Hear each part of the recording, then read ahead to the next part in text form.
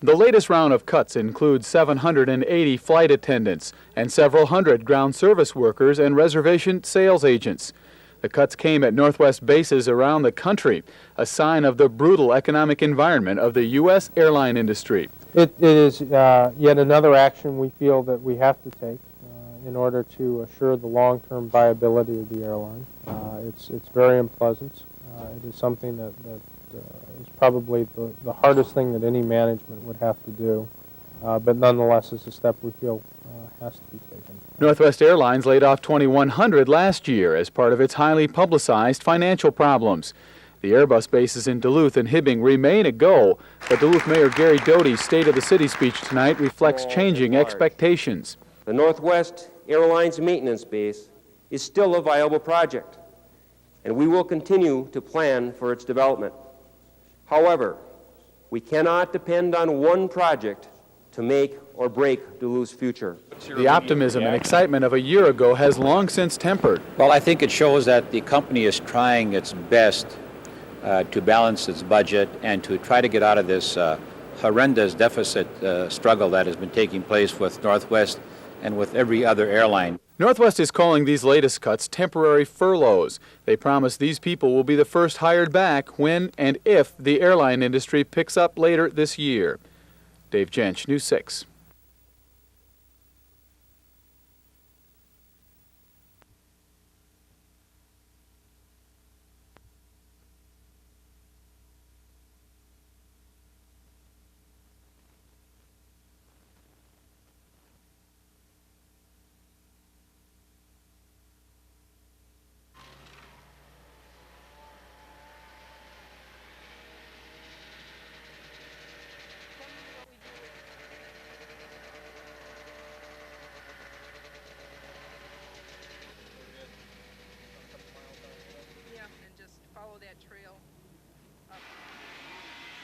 It has really hurt this community. And I'm not against what you did, I'm against how you did it. Thank you. Answer time. Just kind of, it's very informal. Raise your hand. Wardens that are here, please. Yeah, I'd be glad. The toughest. We'll introduce some people that are with us in the Division of Tourism in decisions that might have. It's a concern from the Division of Tourism. It's a concern from the DNR standpoint. You're aware of, we'll bring them up during the course of the conversation.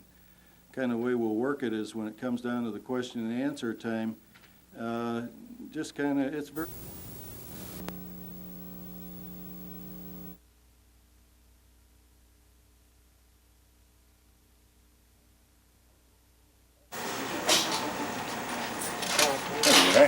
Thank you.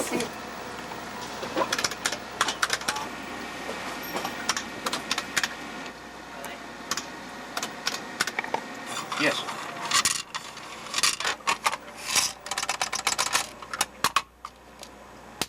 Once we have entered this information into the computer, we'll reference back on their prescriptions in case there is a penicillin allergy, a sulfa allergy, etc.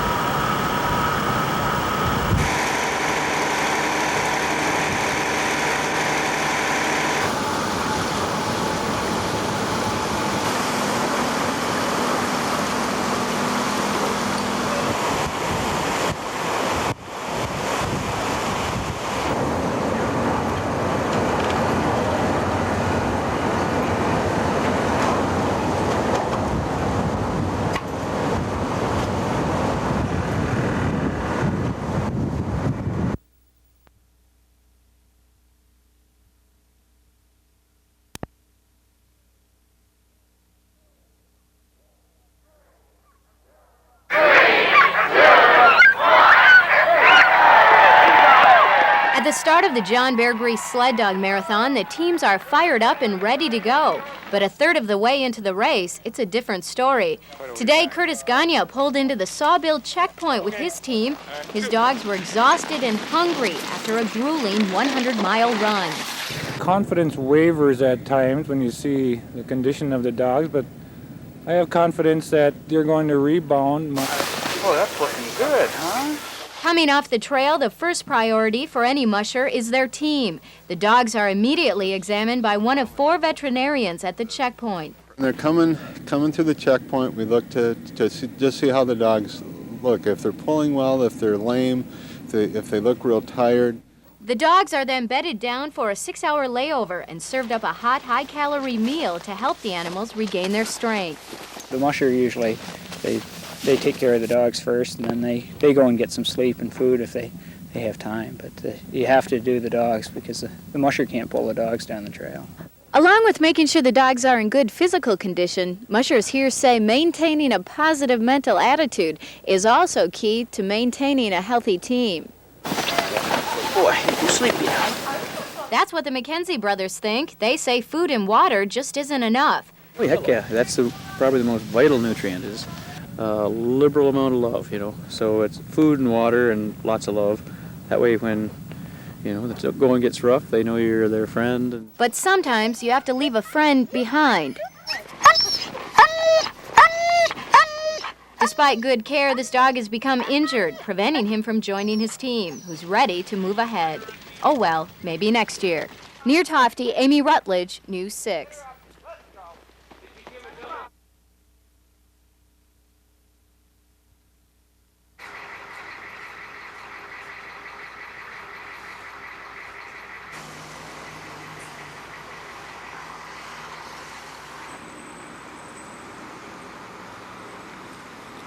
There are some key businesses down there that are long-standing, good-sized businesses, but there's also been sort of an emergence of small businesses that have taken advantage of low overhead. I think these people want to be careful not to pump so much money in that the rents go up so high and you lose the character that you're trying to nurture.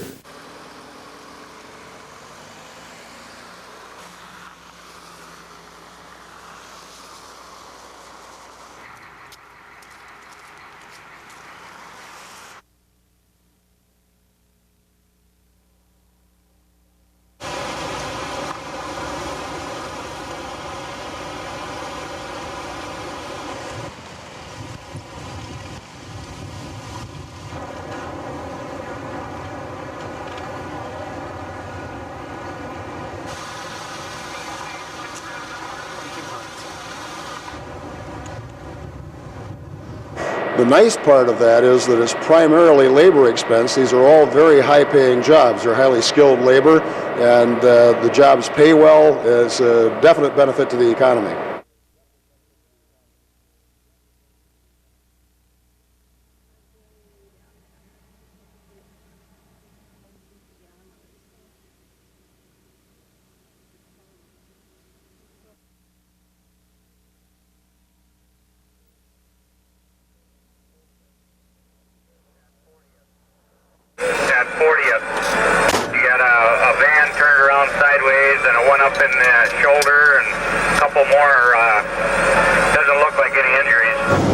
Trying to inch around you, and we're just we can't do the job if cars are going around us.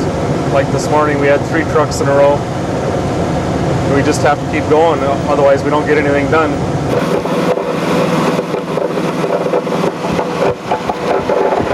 We're turning in and out of turn lanes and around mailboxes, and if somebody sneaks up alongside of you and you don't know they're there and you got to swing out, chance you might hit them, and like you see behind us now, there's a big snow cloud. Do I like snow? I like snow to play in. I don't like to shovel it to work with it.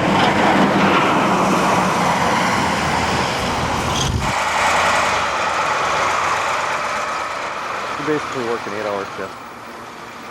Then another crew comes in after we're done. So the hours can get a little long sometimes, but it's usually 8 hours at a time.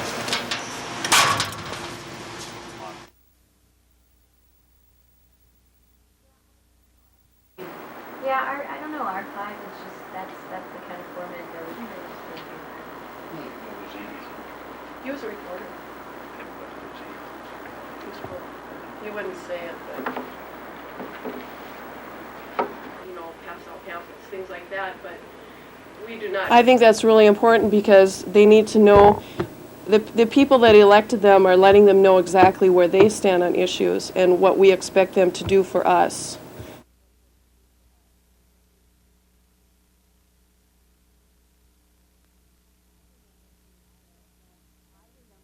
I don't know. I remember seeing smoke and flames. That's what I remember seeing when I turned to look. And I remember people screaming and people crying and things like that.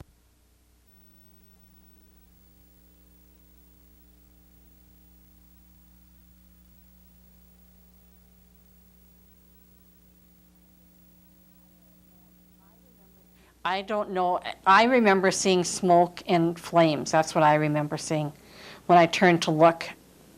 And I remember people screaming and people crying. Aaron Keeley has been riding on an emotional roller coaster for the past 2 weeks, a ride that began on a tour bus in Cancun, Mexico, and ended in a fatal crash. Aaron and her friend Ramon Crawl were among those to escape. 28 people on board, however, did not. And I'm just grateful. I'm grateful that I can be back here and be with friends and see my friends and family. You know, it never dawned on me that I wouldn't be able to see people again. Keeley suffered 8 broken ribs and a punctured lung in the crash and was hospitalized in Mexico for a week. Now recovering in a hospital bed at St. Luke's, she says her body as well as her mind need time to heal. I know that there are going to be times when I'm just going along being, like a friend told me this morning, having Aaron face on and being just jolly and fine, and other days, you know, other minutes that I'm going to be in tears. The ordeal has been rough on the Croquet women's friends as well, who watched helplessly as the events unfolded thousands of miles away. My husband and I had been to Cancun last year and took the bus tour. So I could, you know, I imagined myself in Aaron's shoes, and it was real hard, real hard. The driver of the bus has not been located. Authorities believe he ran off after the accident. But Keeley says she feels sympathy, not anger, towards the driver. I feel very sorry for the person that did that. He has to live with that accident the rest of his life, as we all will. But he also has to live with the realization that he killed 25 people and injured 27 other people. For now, Keeley hopes her life will return to normal soon. She plans to go back to work in a couple of weeks and maybe even one day visit the scene of the accident. I would like to go back to Cancun and be able to tour the town. We only saw it briefly on Saturday, and be able to lay on the beach and play in the waves some more. For now, though, Keeley says she's perfectly content to watch the waves in her own backyard. In Duluth, Amy Rutledge, News 6. And we go downstairs.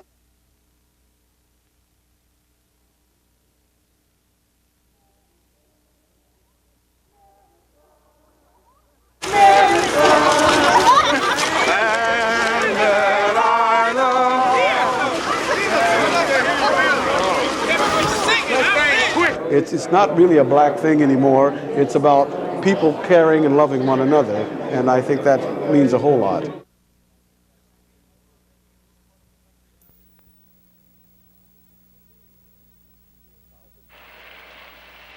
Carleton County authorities arraigned 22-year-old Christopher Lloyd Ivy on 10 felony counts of burglary today.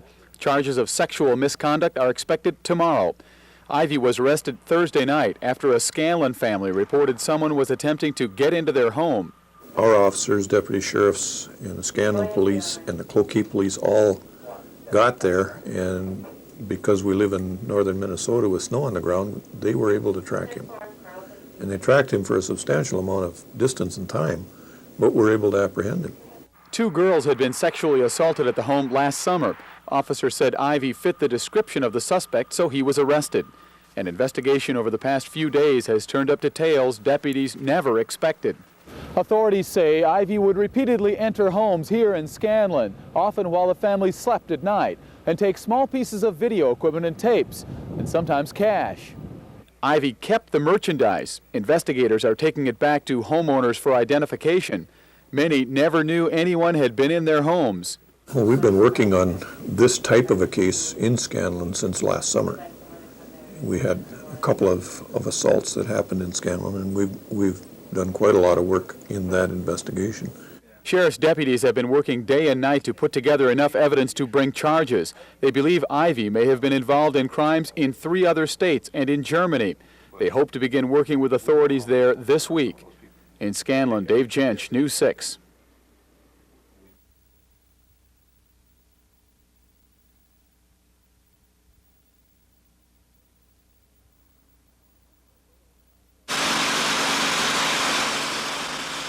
Typical daily cycle is they drill the holes, load them with explosives, blast them, muck them, that means haul the rock out.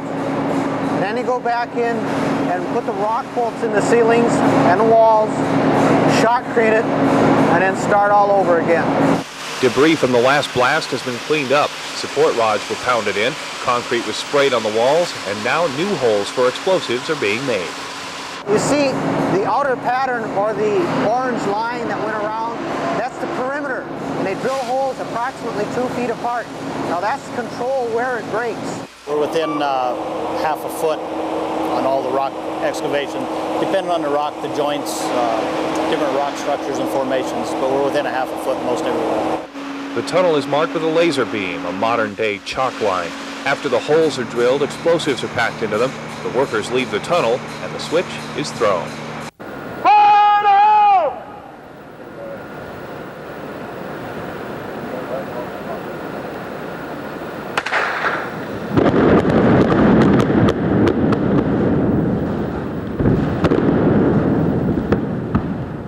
As the smoke clears after the explosion, the tunnel resembles a lunar landscape. Water is sprayed on the rubble to keep dust down, then it's hauled away. 1,000 pounds of explosives yield about 12 feet of tunnel. It's a slow and careful process. This project won't be completed until 1995, but the result is a blend of engineering and architecture that fits the landscape.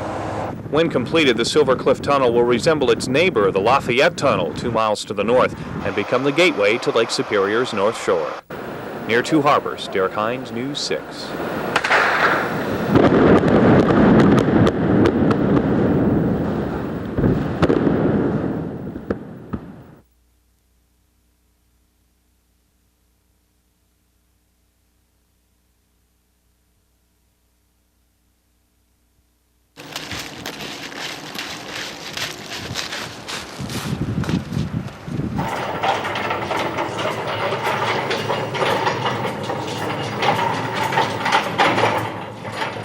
I just wanted to try something to motivate the students, and I figure the next time they have a worksheet or something they're whining about, they can think back to me freezing up here, oh boy, and then maybe they'll work a little harder at it.